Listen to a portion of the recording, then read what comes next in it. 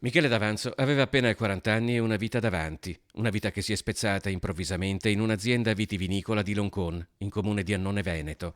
Originario di Musile di Piave, è caduto da un'impalcatura mentre effettuava dei lavori per conto di una ditta esterna, un volo di 4 metri, le cui conseguenze si sono rivelate fatali. I soccorsi sono stati allertati subito, ma i sanitari del SUEM non hanno potuto far altro che constatare il decesso. L'autoambulanza è tornata vuota. Michele è tragicamente l'ennesimo lavoratore che questa sera non tornerà a casa. È una moria continua in questo territorio, in questo Veneto. Le regole ci sono, ma non sono rispettate. Servono più controlli, serve più attenzione, ma nello stesso tempo abbassare la logica del profitto. Questa mattanza deve terminare. A Lonconi i sanitari hanno dovuto cedere il passo ai carabinieri di San Stino di Livenza e ai tecnici dello Spisal, chiamati a indagare sulle cause dell'incidente, verificare il rispetto delle misure di sicurezza ed eventuali responsabilità dell'accaduto.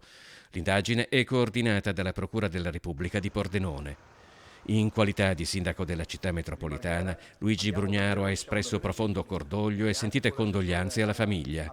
Il 2022, ha ricordato la CISL, ha registrato un pesante tributo di morti sul lavoro, 74 persone decedute in Veneto, di cui 15 nella provincia di Venezia. Il 2023 si sta presentando nel peggiore dei modi e vede in Veneto già 10 vite spezzate nell'esercizio del loro lavoro. Come sindacato siamo stanchi di fatti come questi, siamo stanchi di assistere a parole, a commozione quando avvengono fatti come questi e al silenzio totale tutti gli altri giorni dell'anno, in cui invece gli infortuni sono un elemento costante che noi spesso denunciamo e segnaliamo, purtroppo troppe volte inascoltati.